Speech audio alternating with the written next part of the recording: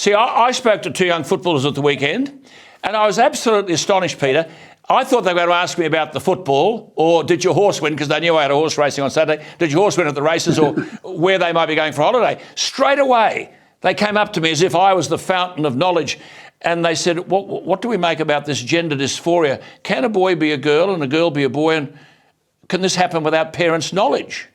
Now, parents are now saying that some high schools are, quote, crossing the line in supporting students to socially transition as the opposite sex without parents' knowledge. Doesn't the nation need leadership to stand up against this?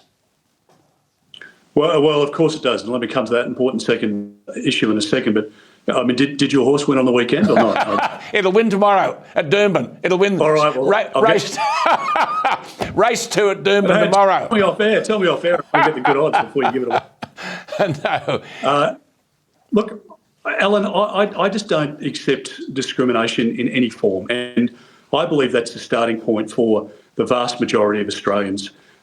Discriminate against people on their religion, on the basis of their skin colour or else, their sexuality, etc. And that's as it should be. And I believe very strongly that children deserve the innocence of their childhood. They are born into a wonderful family in most circumstances, and that should be the predominant influence on them, particularly in the formative years. Not in a school environment, even a preschool environment now, where you have some teacher or a person at least who's masquerading as a teacher but is really an activist for a particular cause, and they're imparting that onto young children who I think are becoming confused in larger numbers with the conversation. So no discrimination on any basis, and if children have a decision to make, they should make it ideally with their parents.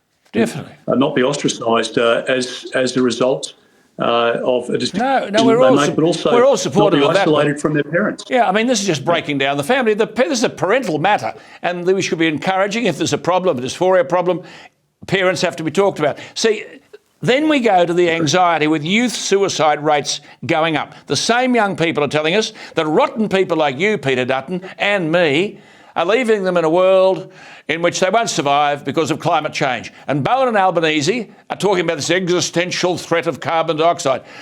Peter, why are the Liberals supporting this nonsense, this net zero by 2030, and shut down the coal mines and put us into the darkness? And because we've got to do this, because the world is under threat. I mean, and this is frightening kids. What do you say? Well, Alan, again, I mean, when people look at what's happening in other countries around the world, particularly in China at the moment, in terms of their own emissions, the rate at which coal-fired power stations are being built, and what Australia can do as a population of 26.1 million people.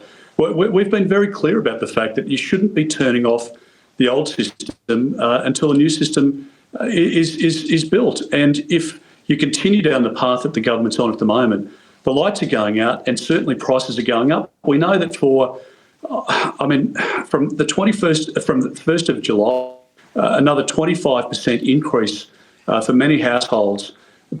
This is facing huge increases. We were in the Yarra Valley yesterday where their power has gone up by $200,000 since Labor was elected. They're a food manufacturer there. That price, it has to be passed on to consumers, and it's inflationary. And when you go to the supermarket checkout, you know that you're getting less in your trolley today for the same amount of money that you did 12 or 18 months ago.